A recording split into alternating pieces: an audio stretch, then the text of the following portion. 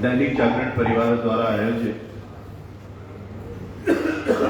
विमर्श कार्यक्रम सुल्तानपुर उम्मीदों का कल। इस कार्यक्रम में हमारे साथ मंच पर विराजमान और हमारे बचपन के साथी, हम लोगों ने जब राजनीति का काका सीख रहे थे तो जिस सदन में हम बैठ करके सीखने की प्रक्रिया में थे और हम लोग कैसा कर रहे हैं उसको अपनी लेखनी के माध्यम से उस समय जो समाचार पत्रों में लिखा करते थे, ऐसे आदरणीय श्री अजय जी, ब्यूरो चीफ उत्तर प्रदेश दैनिक जागरण, आदरणीय श्री आशुतोष जी, उनकी कई किताबें मैं देख चुका हूं। उनकी लेखनी, उनका हाव, उनका भाव, उनका स्वभाव सब कुछ बोलता है। राज्य के संपादक हैं और अगर आप देखेंगे तो सबसे पीछे वाली कुर्सी पर बैठे हुए हैं। बड़ा व्यक्ति है और उसका व्यक्तित्व ऐसे ही परिलक्षित होता है। और सुल्तानपुर की मिट्टी के और यहाँ के सभी हमारे आदरणीय जो वरिष्ठ जन विराजमान हैं, मैं कभी कभी सोचता हूं कि सुल्तानपुर के लोग कितने भाग्यशाली हैं कि उनको सुल्तानपुर जैसे जिले में जन्म लेने का अवसर प्राप्त हुआ है। ये तपस्थली है, ये होता होगा सुल्तानपुर को लेकर के। ऐसे आज के इस कार्यक्रम में मैं आप सबका स्वागत करता हूं और सुखद क्षण है। मैं दैनिक जागरण परिवार को एक बार धन्यवाद करता हूं, आभार व्यक्त करता हूं कि हमेशा कितना सुंदर नाम है दैनिक जागरण, जो हर दिन हमको जगाता है, सब कुछ बताता है, हर चीज से परिचय कराता है, हंसाता है, कभी कभी रुलाता है और कभी कभी हमारे आप सबके उम्मीदों के उत्तर प्रदेश के बारे में हमको आपको सिखाता है। और ऐसे दैनिक जागरण परिवार द्वारा आयोजित आज के इस विमर्श कार्यक्रम में उन्होंने मुझको अवसर दिया है, इसके लिए मैं उनको धन्यवाद करता हूं और आभार व्यक्त करता हूं कि इतना अच्छी सकारात्मक मुहिम उन्होंने चलाई है। और उनकी सोच है कि हम अपनी लेखनी के माध्यम से, अपने समाचार पत्र के माध्यम से, अपने लोगों के विचार में जो विमर्श हो रहा है उसके माध्यम से जन जागरण करते हुए सुल्तानपुर को, उत्तर प्रदेश को और भारत को अपना सबसे अच्छा कैसे दे सकता हूं, इसलिए मैं एक बार उनका अभिनंदन और स्वागत करना चाहता हूं। मित्रों, मैं कभी कभी सोचता हूं तो मुझको लगता है कि हम कितने भाग्यशाली हैं कि हम उत्तर प्रदेश की धरती पर जन्म लेने का अवसर प्राप्त हुआ। मैं एक बार आपको उत्तर प्रदेश से थोड़ा सा परिचय कराना चाहता हूं।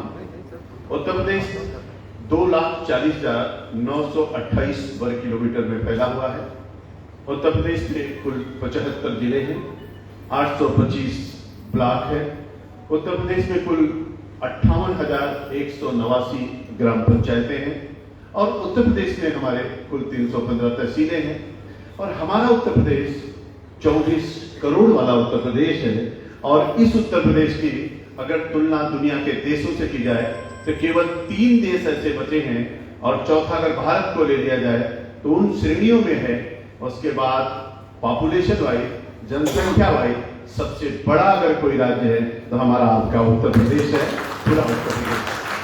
अगर हम अमेरिका को छोड़ दें, अगर हम इंडोनेशिया को छोड़ दें और अगर हम चाइना को छोड़ दें, अभी थोड़े दिन पहले तक ब्राजील हमसे थोड़ा आगे था लेकिन अब ब्राजील हमसे पीछे चला गया है। अगर हम इन तीनों देशों की बात को छोड़ दें और भारत की पॉपुलेशन को छोड़ दें तो दुनिया के अगर देश होता तो हमारा, अगर भारत को ले लें तो 5वां सबसे बड़ा देश बनता और अगर भारत को छोड़ दें तो चौथा सबसे बड़ा देश दुनिया के अंदर हमारा उत्तर प्रदेश होता। कितना सुंदर है उत्तर प्रदेश। और हमारा सुल्तानपुर 4,436 वर्ग किलोमीटर में फैला हुआ हमारा सुल्तानपुर है। और 4,436 वर्ग किलोमीटर में फैला हुआ उत्तर प्रदेश, जिसकी पॉपुलेशन भी अगर आप देखेंगे तो लगभग 40 लाख के लमसम हमारे सुल्तानपुर की जनसंख्या हो गई है।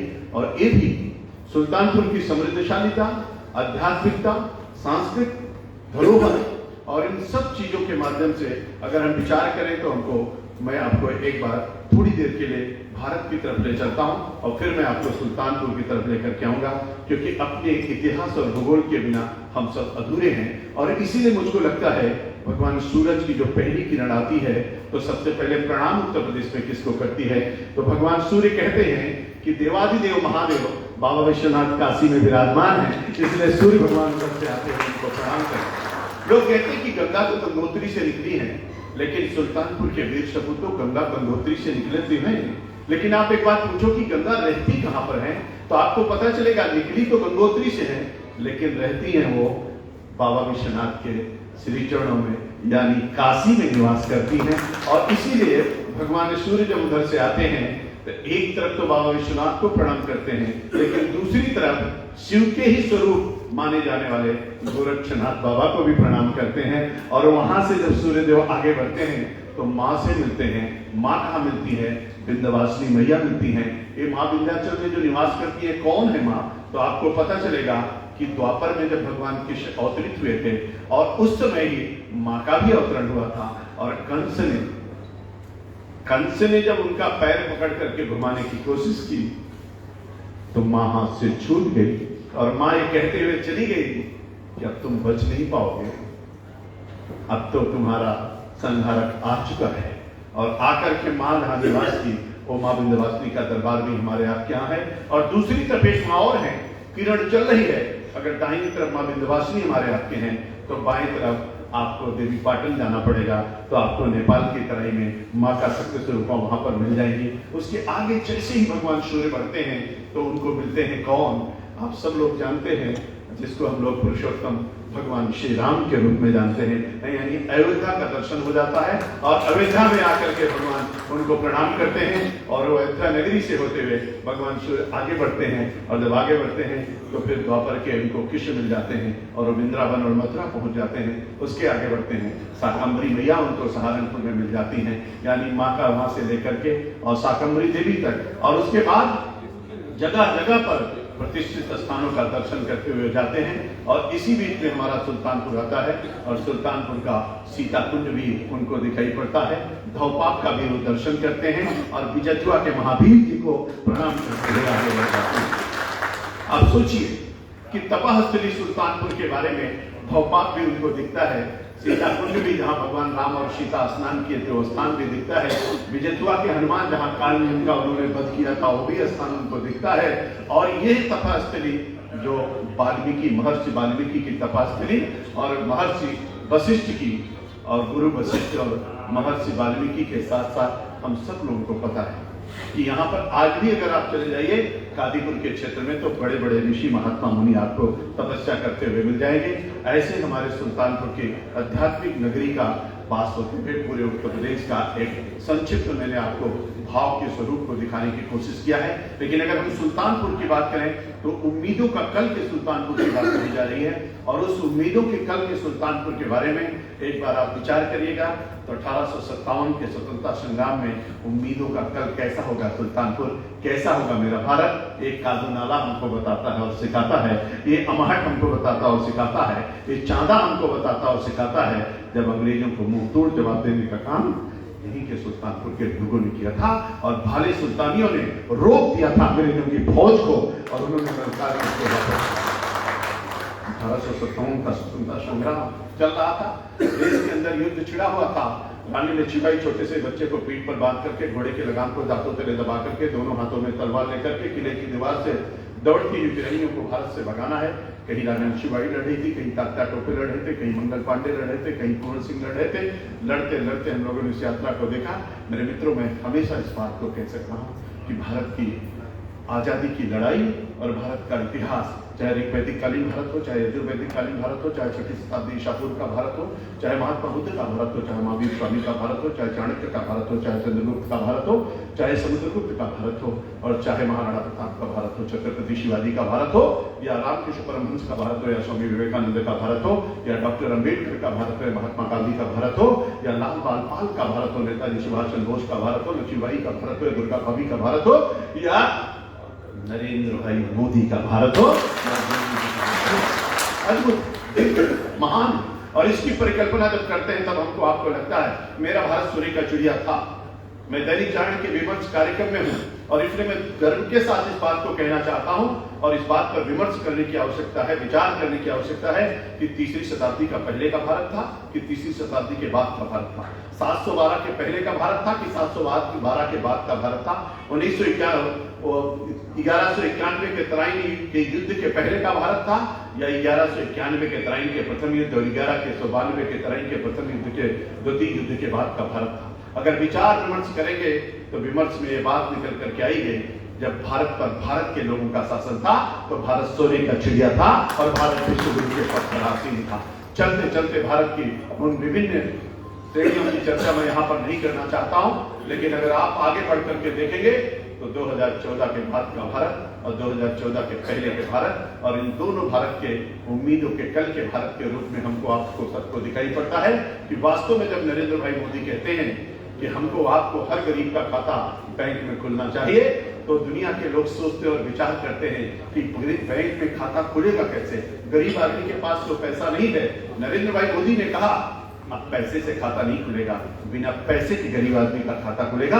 और मुझको बताते हुए खुशी हो रही है 38 करोड़ लोगों का खाता पूरे भारत में खुल गया और हमारे आपके उत्तर प्रदेश में 7 करोड़ 2 लाख लोगों का खाता केवल उत्तर प्रदेश में खुलवाने का काम प्रधानमंत्री जन धन योजना के तहत हो गया। उम्मीदों के कल के आधार पर मेरा कल का भारत कैसा भारत होगा, मेरा कल का उत्तर प्रदेश कैसा उत्तर प्रदेश होगा और हमारा कल का सुल्तानपुर कैसा होगा। और इस उम्मीदों के कल में जब तक सबका खाता बैंक में नहीं होगा और मोदी जी वहां से बटन दबाएंगे, किसान सम्मान निधि का पैसा आएगा सुल्तानपुर में, चांदा में और अपने जगह जगह पर सोए हुए लोग जब सवेरे उठेंगे और वो देखेंगे कि हमारे मोबाइल पर मैसेज आया है 2000 रुपए मेरे खाते में आ गया है। आप कल्पना करिए अगर सबका खाता बैंक में ना होता तो प्रधानमंत्री आवास योजना का पैसा, पेंशन का पैसा, वृद्धा पेंशन का पैसा, विधवा पेंशन का पैसा और हमारे आपके लाभार्थियों के खाते में आने वाला पैसा कैसे आ सकता था। अब अभी मुख्यमंत्री जी और प्रधानमंत्री जी वहां से बटन दबाते हैं और यहाँ हर किसी के खाते में पैसा आता है। हमारे उम्मीदों के कल के उत्तर प्रदेश में आत्मनिर्भर भारत और आत्मनिर्भर उत्तर प्रदेश की श्रृंखला में जोड़ते हुए अगर आप देखेंगे तो हमारा किसान कैसे आत्मनिर्भर बनेगा। इसके लिए मुख्यमंत्री योगी आदित्यनाथ जी जैसे मुख्यमंत्री बनते हैं और सबसे पहला काम, पहली बूंद की स्याही किस पर खर्च करते हैं तो उत्तर प्रदेश के किसानों के लिए उन्होंने कहा 86 लाख किसानों का कर्जा 34,000 करोड़ रुपए दे करके किसानों के कर्जे को माफ करने का काम किया। और आदरणीय प्रधानमंत्री जी क्या कहते हैं, प्रधानमंत्री जी ने कहा कि दुनिया के अंदर, भारत के अंदर लोग कहते थे कि भारत तो गांव में बसता है और किसान हमारे लिए भगवान है। और वो भगवान कैसा भगवान है, जो किसान है वो किसान हमको वोट देकर के प्रधानमंत्री बना दिया, मुख्यमंत्री बना दिया, सांसद निधि बन गई, विधायक निधि बन गई, लेकिन किसानों के लिए कोई निधि नहीं बनी। पहली बार किसान सम्मान निधि अगर किसी ने बनाया तो आदरणीय नरेंद्र भाई मोदी। और कैसी निधि बनाई, किसान सम्मान निधि देकर के एक निधि उनके लिए भी तैयार किया और उस निधि के माध्यम से उन्होंने कहा कि वास्तव में किसानों के लिए हम लोग किसान सम्मान निधि देकर के भगवान जिनको हम मानते हैं उनको कुछ सहयोग देकर के हम लोग धन्य हो रहे हैं। और इसके दृष्टि से पूरे भारत के अंदर और उत्तर प्रदेश में अब 2 करोड़ 53 लाख लोगों को कुल 79,000 करोड़ रुपए देकर के केवल उत्तर प्रदेश में 2 करोड़ 53 लाख किसानों के खाते में अभी तक किसान सम्मान निधि पहुंच चुकी है। हमारे केवल सुल्तानपुर में अगर हम कहें तो 4,24,000 लोगों के खाते में सुल्तानपुर के अंदर किसान सम्मान निधि पहुंच चुकी है।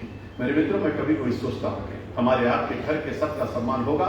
लेकिन स्वच्छ भारत मिशन के तहत आदरणीय प्रधानमंत्री जी ने जब कहा कि हर घर में शौचालय बनना चाहिए, तो उस शौचालय की दृष्टि से उत्तर प्रदेश ने प्रथम स्थान बनाते हुए किसान सम्मान निधि में भी प्रथम स्थान बनाया और शौचालय की दृष्टि से प्रथम स्थान बनाने का काम किया। 2,61,00,000 शौचालय पूरे उत्तर प्रदेश में बने। पूरे भारत के अंदर 10 करोड़ शौचालय बने और उसमें से 2,61,00,000 शौचालय उत्तर प्रदेश में बने और 3,36,000 शौचालय केवल हमारे आपके सुल्तानपुर में बनाए गए। हर घर में शौचालय हो, हमारी माता और बहनों के सम्मान के दृष्टि से, जिसको इज्जत घर कहा गया। आप कल्पना करके देखिए, गरीब आदमी का घर झोपड़ी में रहता है, झोपड़ी चूती है, टपकता है, रजाई भीगती है, उसका उपड़ी कंडा चूल्हा सब कुछ भीगता है। छोटे से बच्चे को घूंट से चिपा करके माँ सोचती मेरा बच्चा ना भीगने पाए, उसको सर्दी ना हो जाए, उसको लेकर के छुपाए रहती है, पानी टपकता रहता है, रात भर रोती है, सवेरे माँ उठती है और ठंडक के रात में कैसे गुजारती है। लेकिन मोदी जी ने कहा, मेरे मित्रों, मोदी जी ने कहा कि हर गरीब का अपना घर होना चाहिए। प्रधानमंत्री आवास योजना के तहत उन्होंने पूरे भारत के अंदर प्रधानमंत्री आवास योजना की घोषणा किया और जिसके तहत हमारे उत्तर प्रदेश में 50 लाख आवास शहरी और ग्रामीण मिलाकर के बनाए गए और उसमें केवल हमारे सुल्तानपुर के अंदर 65,000 आवास गरीबों को अभी तक केवल सुल्तानपुर में दिए गए, जिनको पक्की छत मिल गई। और इसी आधार पर उन्होंने कहा, मोदी जी ने कहा गैस कनेक्शन होना चाहिए और गैस कनेक्शन के आधार पर उन्होंने मुफ्त गैस कनेक्शन।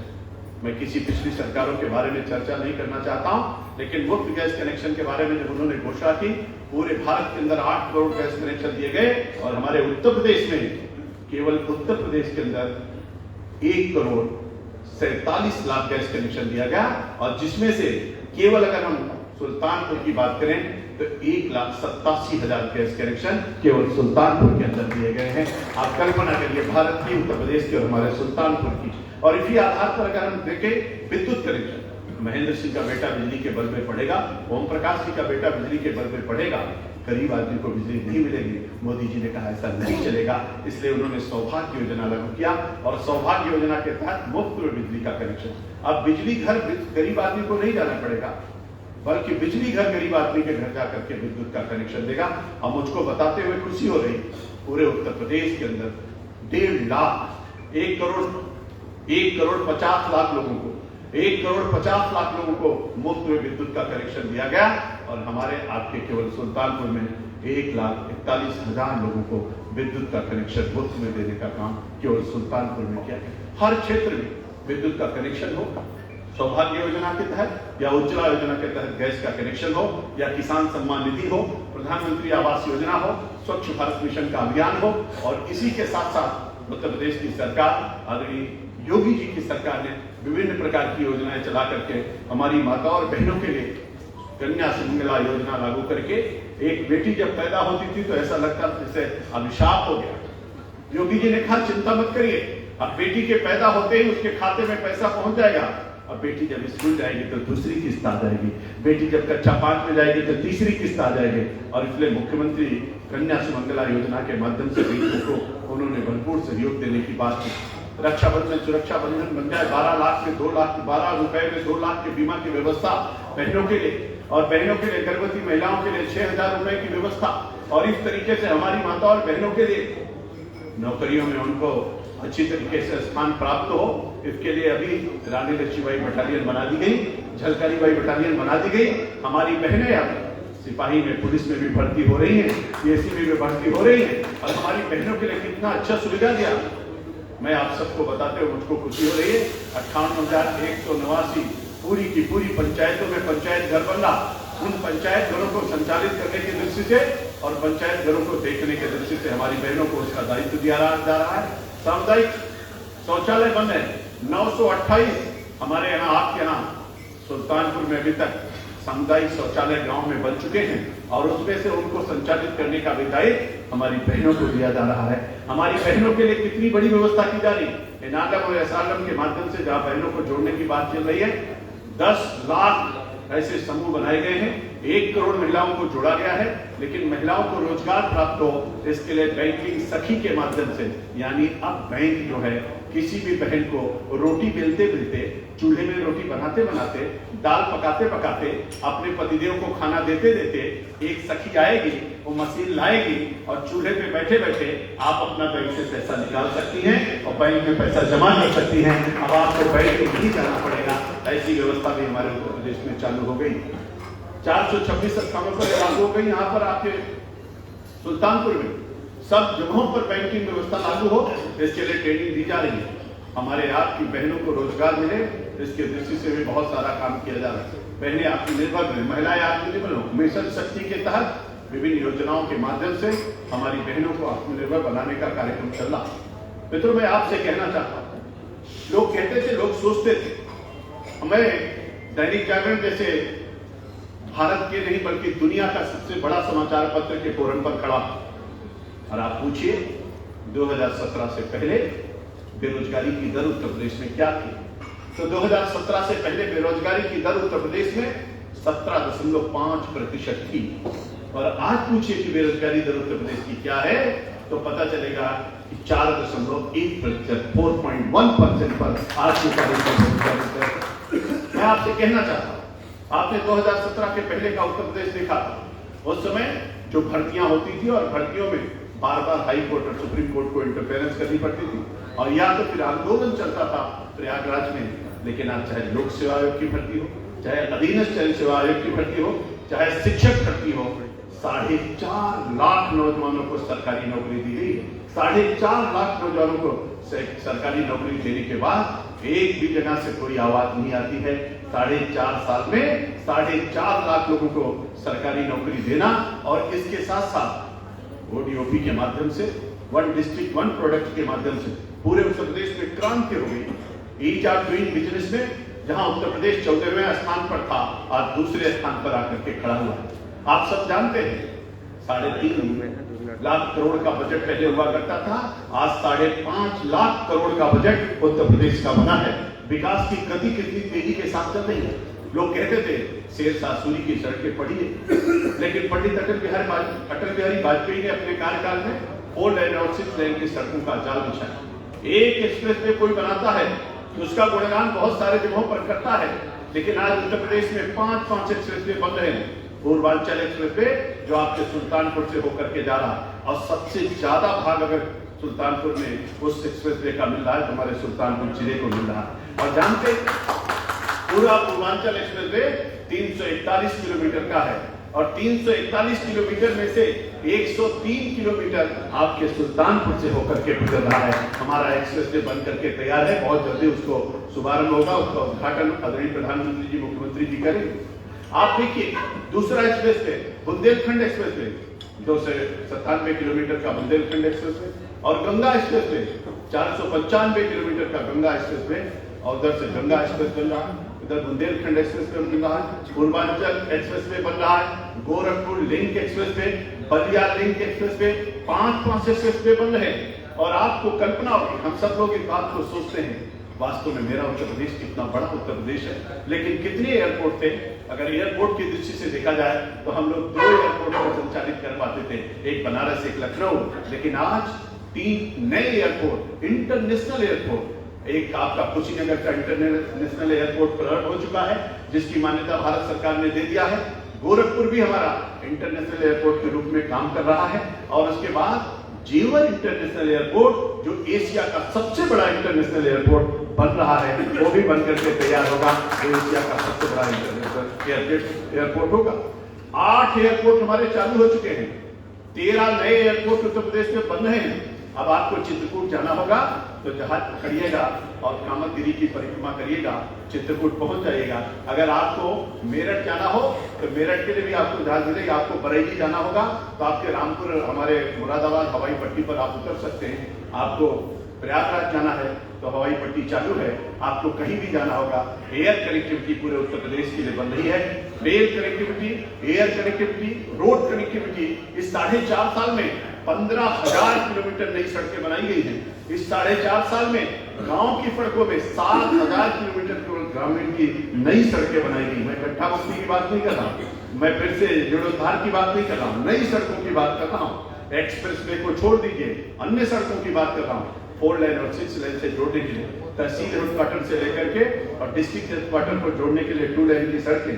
और जितने भी हमारे बॉर्डर के, चाहे गुजरात हो, चाहे छत्तीसगढ़ हो, चाहे मध्य प्रदेश हो, चाहे बिहार हो, चाहे हरियाणा हो, चाहे दिल्ली हो और चाहे उत्तराखंड हो, सबको जोड़ने के लिए 4 लेन की पट के सब जगह पर दी जा रही है।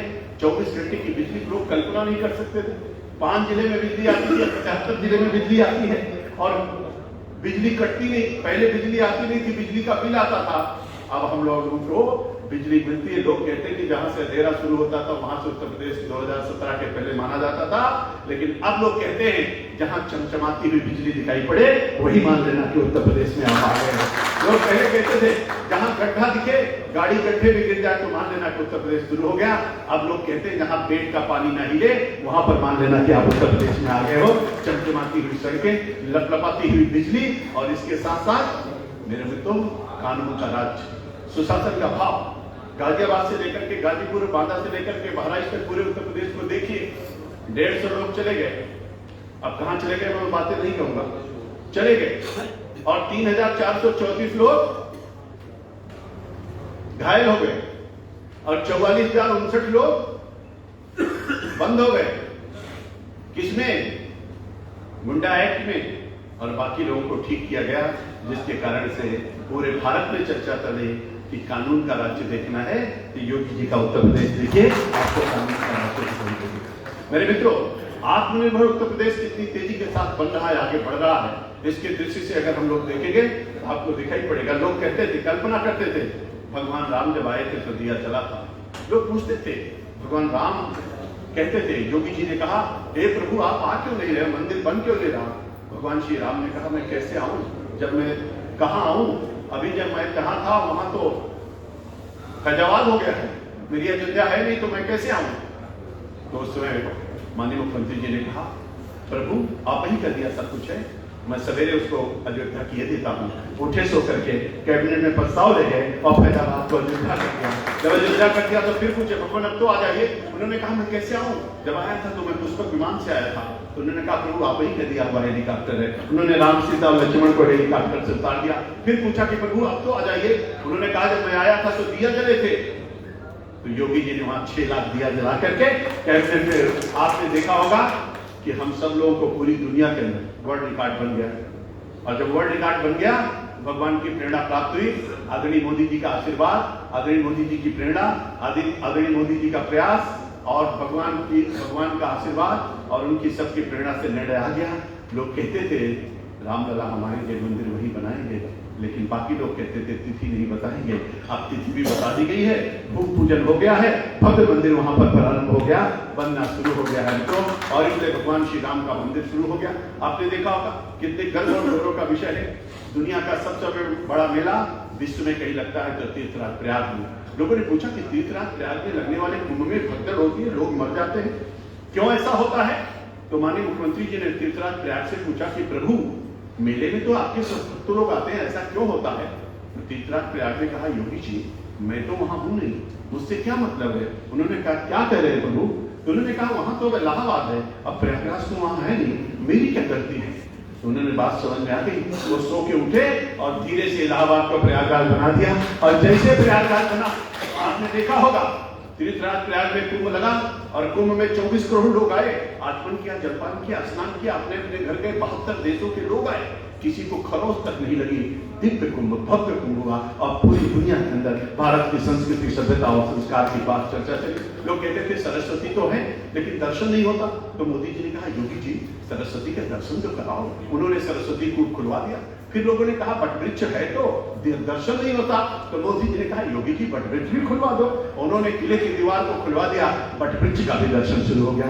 आजादी तो बहुत पहले मिली लेकिन दर्शन आज तक नहीं मिला। दर्शन मिला तो मोदी और योगी के राज में मिला, इसलिए हमारा भव्य कुंभ और दिव्य कुंभ हो गया। महात्मा गांधी ने 1916 में कहा था, जब हिंदू विश्वविद्यालय के लोकार्पण के समय आए तो उन्होंने उस समय कहा था कि देश तो आजाद हो जाएगा लेकिन इन बनारस की गलियों में दबे हुए बाबा का क्या होगा। लेकिन पता नहीं था महात्मा गांधी के सपनों का भारत बनाने के लिए मोदी जी आएंगे, योगी जी आएंगे और आप आज जाकर के भगवान शिव के उस मंदिर से आप देख सकते हैं। मंदिर पे खड़े हुए तो गंगा मैया का दर्शन करिए, और गंगा मैया पे खड़े होइए तो मंदिर का दर्शन करिए, आपको दिव्य वहां पर जरूर दिखाई पड़ेगा। बाबा विश्वनाथ का मां विंध्यवासिनी के यहाँ जाइए, आपको कॉरिडोर बन रहा है। आप चित्रकूट में जाइए, आपको दिव्य स्थान दिखाई पड़ेगा।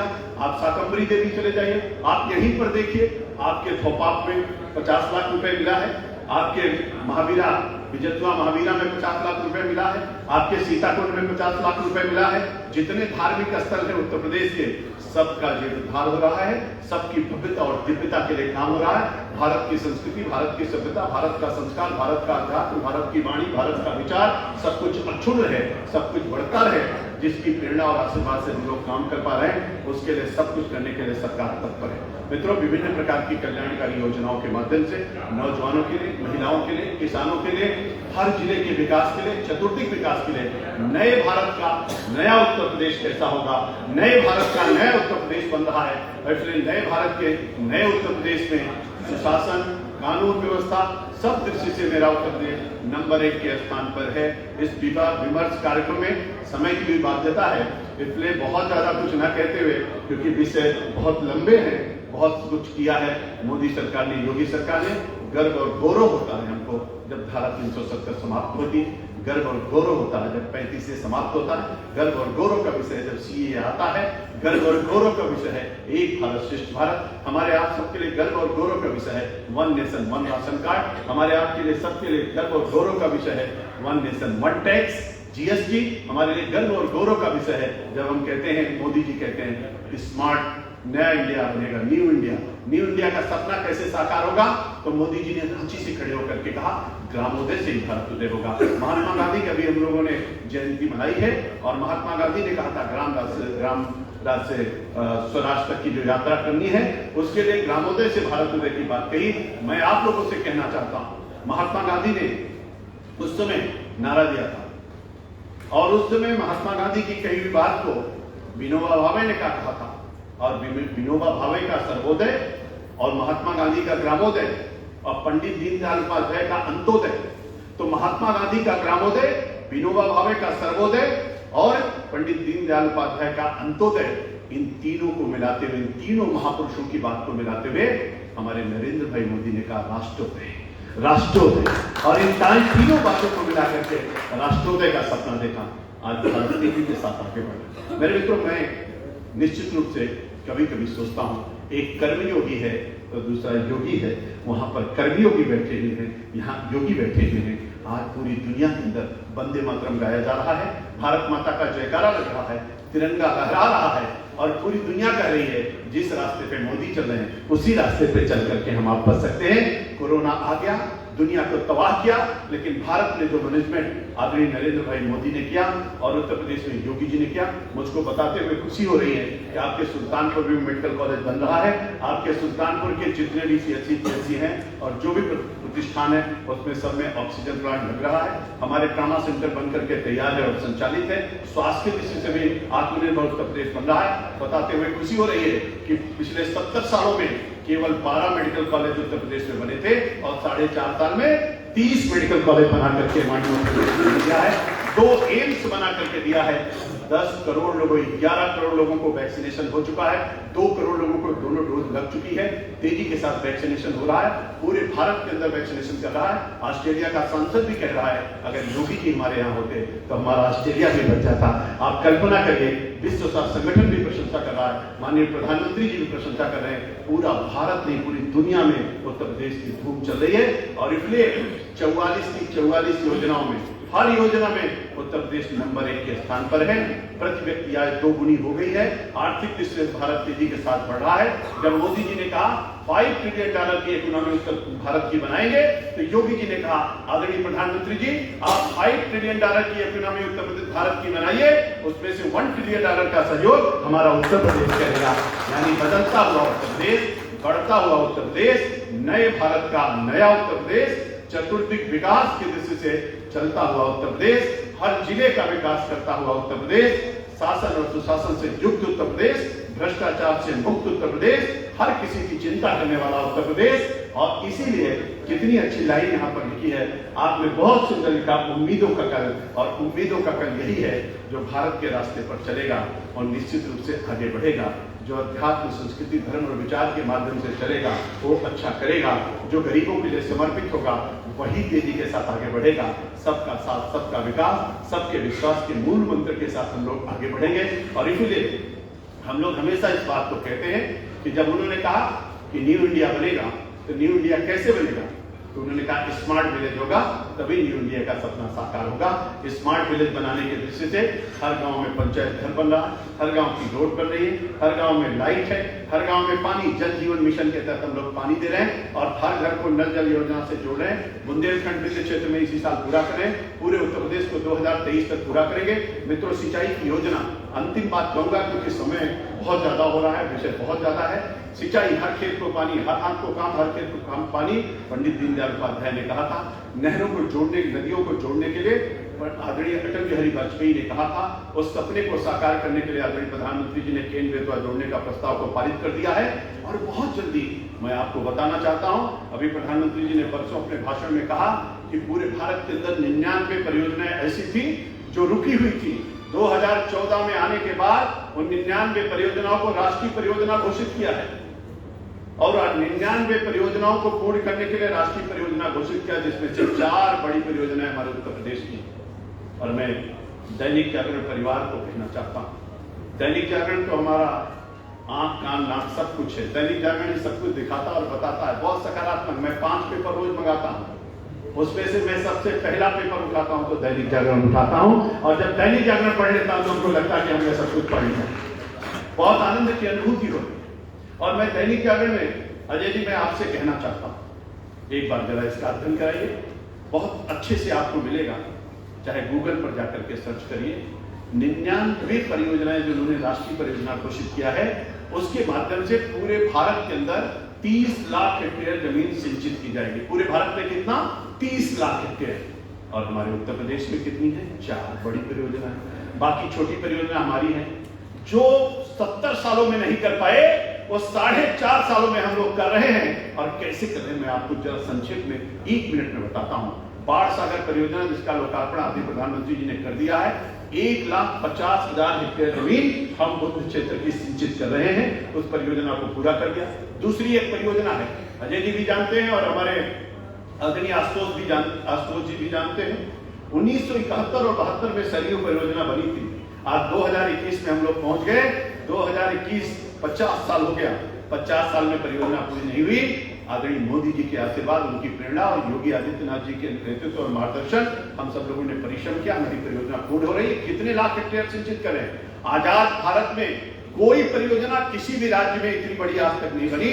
14.5 लाख हेक्टेयर जमीन केवल सरयू परियोजना से सिंचित करने जा रहे हैं। और तीसरी परियोजना बुंदेलखंड की अर्जुन सहायक परियोजना, जिसको 24 साल हो गया, 25 साल हो गया, उस परियोजना को भी हम लोगों ने पूर्ण कर दिया है। जल्दी आदरणीय प्रधानमंत्री जी के कार्यक्रमों द्वारा उद्घाटन करेंगे।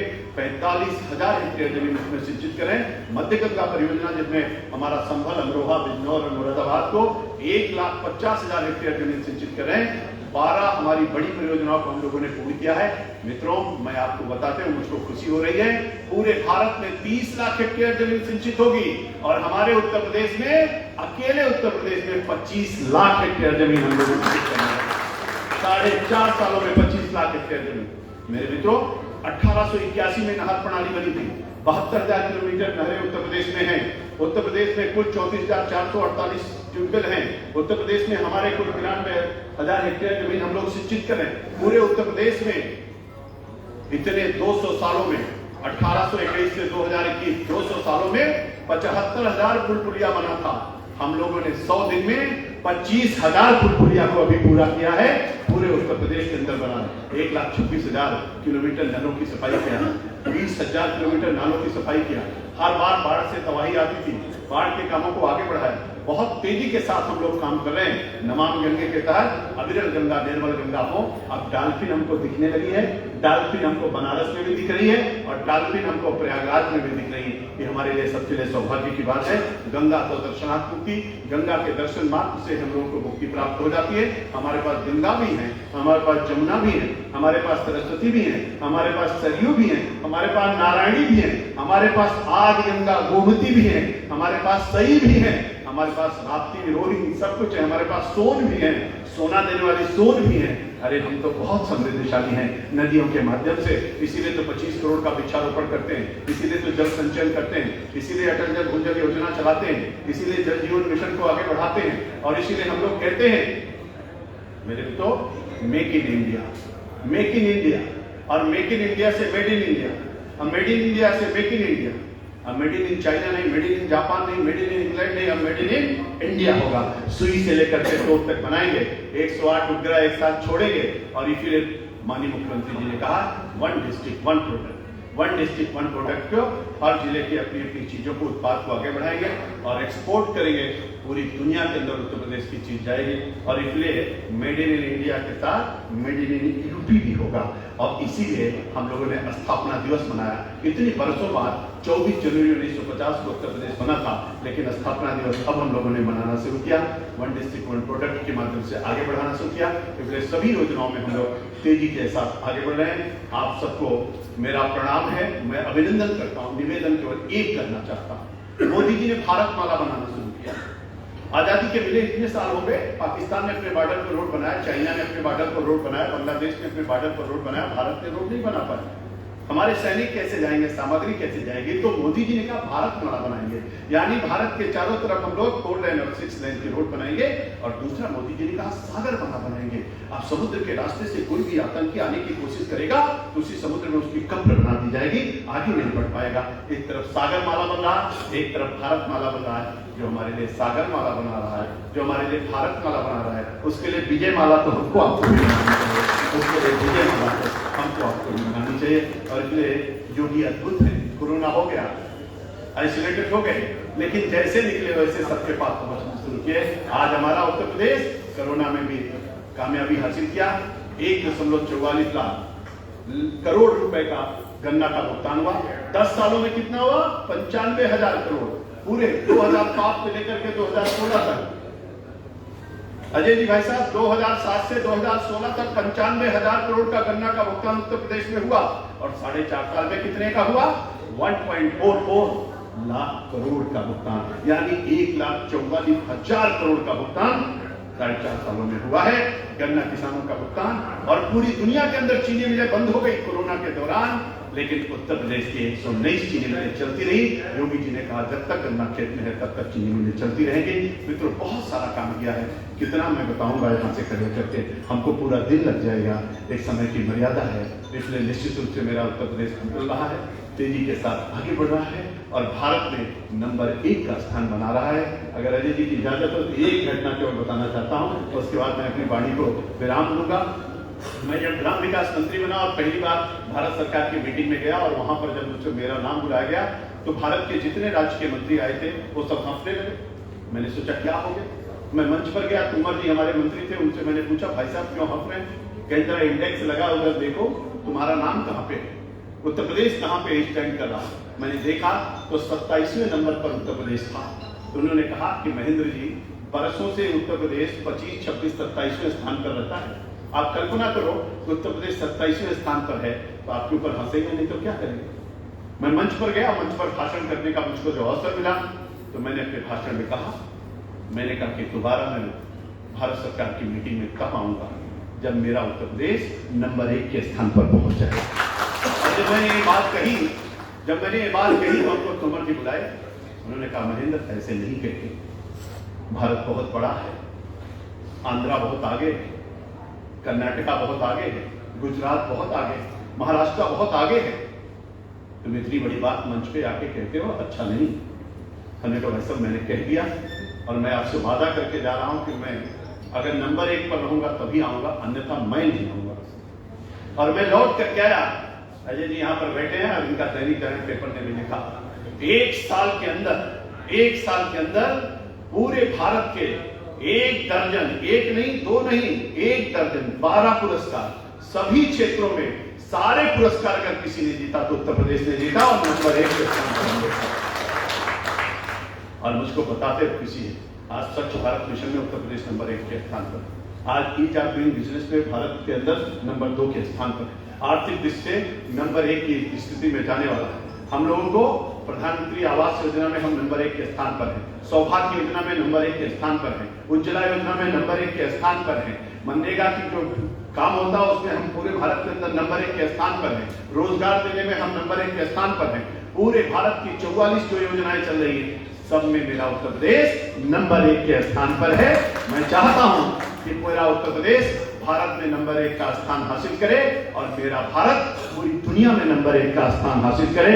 और इसीलिए उम्मीदों का कल, उस उम्मीद के कल के आधार पर हम लोग यात्रा कर रहे हैं। निवेदन और प्रार्थना केवल इतना है कि अगर सवेरे उठ करके करावे रस्ते लक्ष्मी कर मुंडन सरस्वती कर मध्य तो गोविंदा प्रभात का दर्शन करते हैं, अगर समुद्र वैष्णो देवी पर्वत स्थला मंडले बृहस्पति नमस्ते करके धरती माँ को प्रणाम करते हैं, अगर दातुन करते समय आयु करते हैं, अगर स्नान करके निकलते हैं आदि जो नमस्ते भास्कर दिवाकर नमस्ते प्रभाकर नमस्ते का जाप करते हैं, अगर हम लोग भोजन करके घर से निकलते हैं और बोलते हैं कि प्रवेश नगर कीजिए सब राजा हृदय राग कौशलपुर राजा, अगर गौ को गौ माता कहते हैं, अगर हमारी बहनें तुलसी की बिरवा पर दीपक जलाती हैं, अगर गंगा तो अजुसान मुक्ति में विश्वास करते हैं, अगर अथर्ववेद की उस लाइन को मानते हैं माता भूमि पुत्रो हम प्रतिव्यान भूमि मेरी माँ है मैं पृथ्वी का पुत्र हूँ, अगर इस संस्कृति में महंत नृत्य स्वयं न खादन पुरानी रक्षा धारा धरो वर्षक नाथ रहे तो परोपकार इस काम में विश्वास करते हैं, तो मैं आप सबसे हाथ जोड़ करके प्रार्थना करना चाहूंगा, जीऊंगा तो भारत माता के लिए और मरूंगा तो भारत माता के लिए, ऐसा संकल्प हमारे सबके मन में होना चाहिए। एक बार पुनः दैनिक जागरण परिवार का मैं आभार व्यक्त करता हूं, उनको बधाई देता हूं, उनका अभिनंदन करता हूं। पूरी तरीके से दैनिक जागरण परिवार भारत को समर्पित है, भारतीयता को समर्पित है, सभ्यता और संस्कृति को समर्पित है। हर दिन हमको आपको अच्छी अच्छी खबरों से परिचय कराता है, हमको आपको जगाता है, हमारी आपकी नींद को तोड़ता है और नींद से उठ करके सबसे पहली भेंट अगर किसी से होती है तो हमारे आपके दैनिक जागरण यानी हमारे आपके समाचार पत्रों से होती है। ये हमारे सबके लिए बहुत अच्छा है कि सकारात्मक एक पहल हो रही है। मेरा उत्तर प्रदेश आगे बढ़े, मेरा देश आगे बढ़े, मेरा सुल्तानपुर आगे बढ़े, मेरे सुल्तानपुर के लोग आगे बढ़े, इसी आशा और विश्वास के साथ बहुत सारी बातें रह गई हैं, फिर कभी मिलेंगे तो आपसे बात करेंगे, क्योंकि हर विषय पर बात कर पाना इतने संक्षेप में संभव नहीं है। फिर भी मैं बहुत तेज गति से बोला, आपके अगर कुछ ना समझ में आया हो, न रुक पाया हो, क्योंकि समय बहुत कम था, इसलिए मेरी गति बहुत तेज थी। आप सबका आभार व्यक्त करते हैं, एक बार फिर से आपको प्रणाम करते हैं, बहुत बहुत धन्यवाद। जय हिंद, जय भारत।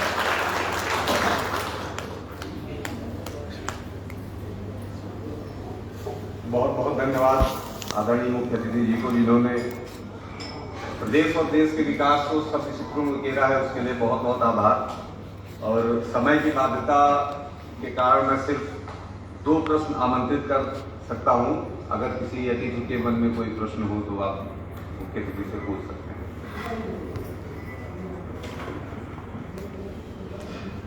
आपके लिए मंच है, आपके लिए संवाद के लिए है, आप लोग आगे बढ़े।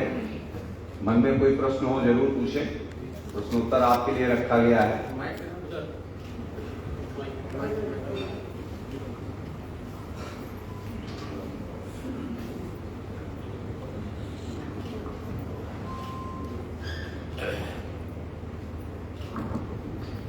हेलो, माननीय मंत्री जी आपको प्रणाम, समस्त उपस्थित यहाँ पे महानुभाव को प्रणाम।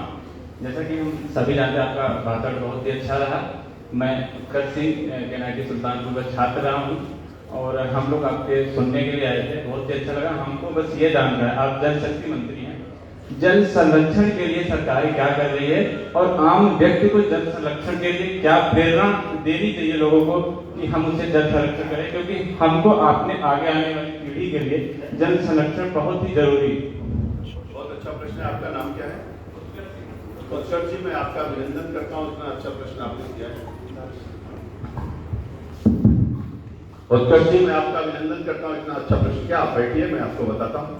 मित्रों, जब देश आजाद हुआ और पहली बार जनगणना हुई तो 36 करोड़ भारत की पॉपुलेशन थी और उत्तर प्रदेश की पॉपुलेशन उस समय हमारी 6 करोड़ थी। पहली जनगणना में हम लोग 6 करोड़ पर थे। 1901 में जब जनगणना हुई थी तो हम 4 करोड़ पे थे। 1951-52 में हम 6 करोड़ पर थे। आज हम उत्तर प्रदेश 24 करोड़ पर है और भारत की पॉपुलेशन ऐसे अगर हम देखें तो 125-30 करोड़ तक हम लोग पहुंच गए। और जब पहली जनगणना हुई थी उत्कर्ष की, तो उस समय जो पानी मिला था प्रति व्यक्ति के हिसाब से 5117 घन मीटर प्रति व्यक्ति प्रति वर्ष के हिसाब से पानी था। और आज की तारीख में पानी घटते घटते जब 2001 की जनगणना हुई, जब 102 पॉपुलेशन हमारी हो गई, तो 1545 घन मीटर प्रति व्यक्ति हिसाब से पानी बचा। और आज की तारीख में हम लोग 1420 घन मीटर पर पहुंच गए हैं। पानी तेजी के साथ घट रहा है। हमारे 113 प्लांट डार्क जोन में चले गए थे, लेकिन मुझको बताते हुए खुशी हो रही है, आदरणीय प्रधानमंत्री जी ने 2018 में सभी पंचायत के प्रमुखों के लिए पत्र लिखा था जल संचयन के लिए। और 25 दिसंबर 2019 को अटल जी के जन्मदिन के अवसर पर प्रधानमंत्री जी ने अटल भूजल योजना चालू किया है। उस भूजल योजना के माध्यम से भारत का पहला राज्य उत्तर प्रदेश है जिन्होंने जल संचयन और संवर्धन के लिए कानून बनाया है। हम लोगों ने तय किया है कि पूरे उत्तर प्रदेश में अब कोई भी college, degree college, inter college, medical college, engineering college, any type of college बनेगा without rain water harvesting system के नहीं होगा।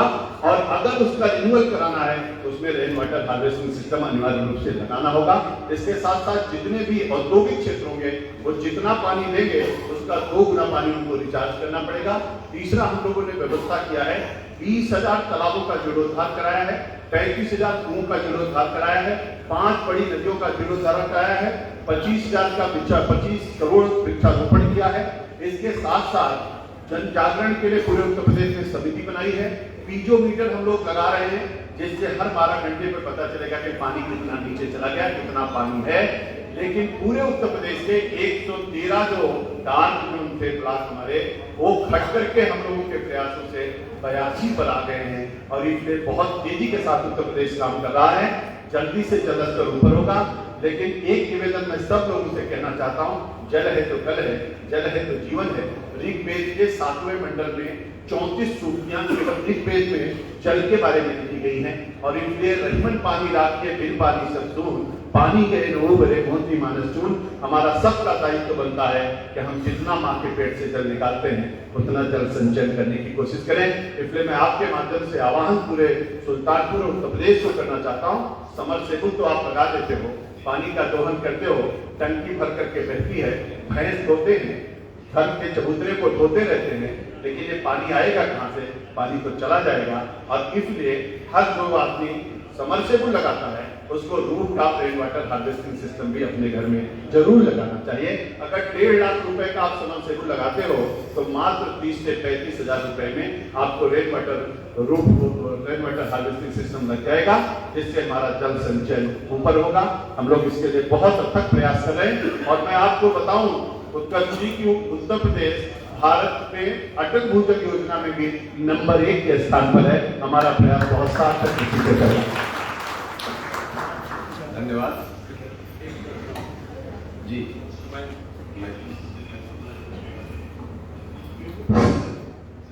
माननीय मंत्री जी, मैं आप सादर आप अवगत हैं कि पहले अमेठी और सुल्तानपुर दोनों एक जनपद था। अमेठी अलग हो गया, सारी औद्योगिक इकाई और सारा औद्योगिक क्षेत्र अमेठी में चला गया।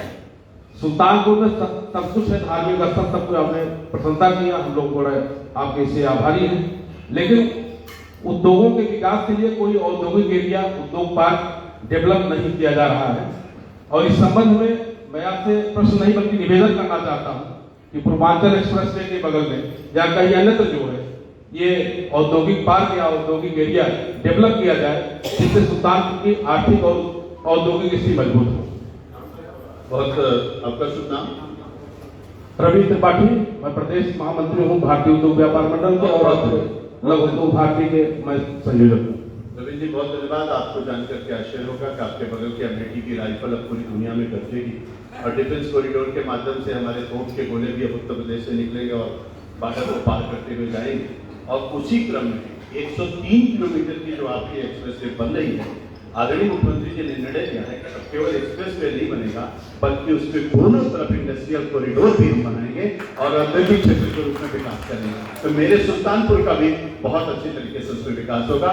और हर उत्तर प्रदेश का, आपके यहाँ पे भी OTOP के तहत भी काम हो रहा है, और पूरे सुल्तानपुर का जो 103 किलोमीटर है, जब अब कॉरिडोर विकसित होगा और फिल्म इंडस्ट्री अभी तो हमारी नोएडा में आ गई है, और उसके बाद जब सुल्तानपुर की तरफ लोग आगे बढ़ेंगे, शूटिंग करने के लिए आएंगे, तो यहाँ भी पर्यटन का बहुत बड़ा विकास होगा।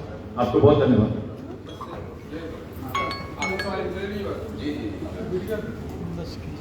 सर आपको मेरा प्रणाम।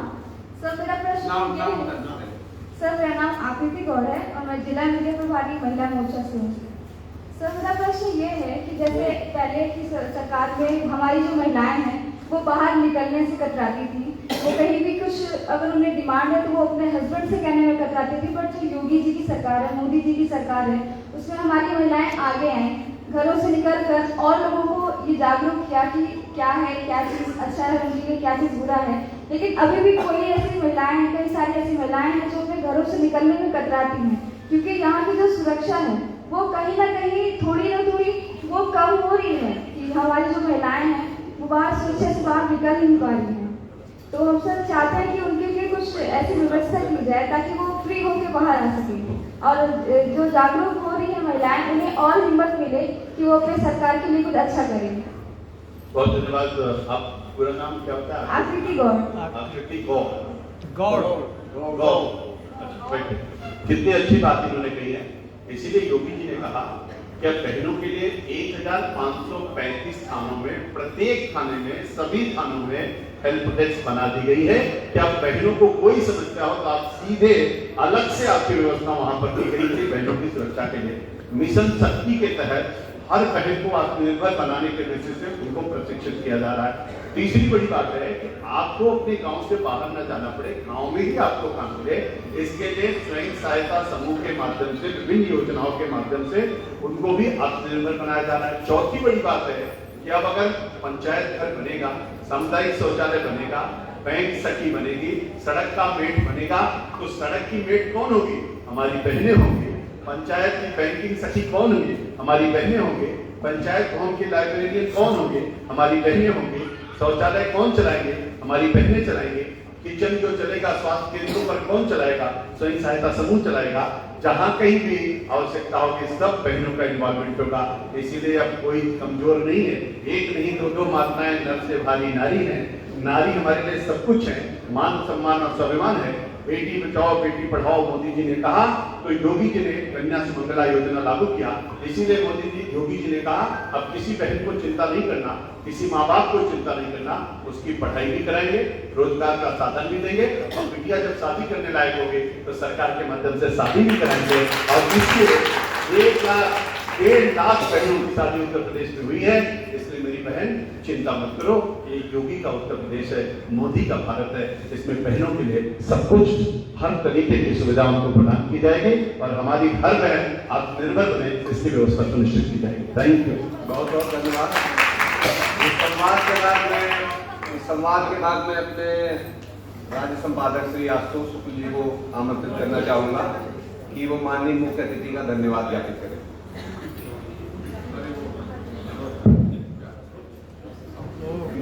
सर एक सवाल हमारा भी है। सरकार हमारे बहनों के लिए सब कुछ कर रही है। मेरा नाम सविता श्रीवास्तव है और दैनिक जागरण भैया हम लोगों को जो है बहुत आगे प्रोत्साहित करते रहते हैं। आज से 10 साल से लगभग मैं महिला सशक्तिकरण पे कार्य कर रही हूँ और हम महिलाओं को खाद्य सामग्री सिखाते हैं, जैसे अचार है, जैम जेली है। निःशुल्क प्रशिक्षण केंद्र हमारा चलता है और काफी दूर दूर तक हमारा प्रोडक्ट भी आता है। हमारी आपसे रिक्वेस्ट है कि हमारा ये प्रोडक्ट यूपी में नंबर 1, फिर भारत में नंबर 1 पर आना चाहिए। 1 प्रोडक्ट 1 उसमें जो है हमारे खाद्य सामग्री को प्रमोशन मिलना चाहिए। बहुत धन्यवाद सुष्टा जी। और मैं विकास मंत्री था तभी ये सब स्कीमें मैंने लॉन्च किया था। एनआरएम विकास में ही आता है, उस समय अपनी बहनों को प्रशिक्षित करके इसमें आगे बढ़ाया था। यही मनसा योगी जी की है कि हमारी बहनें और हमारे गांव में बनने वाली चीज नेशनल नहीं इंटरनेशनल लेवल पर जाए, इसके लिए सरकार काम कर रही है। निश्चित रूप से एक नंबर पर। Thank you. अभी आप लोग ये भाषण सुन रहे थे, देखिए ये बड़ा एक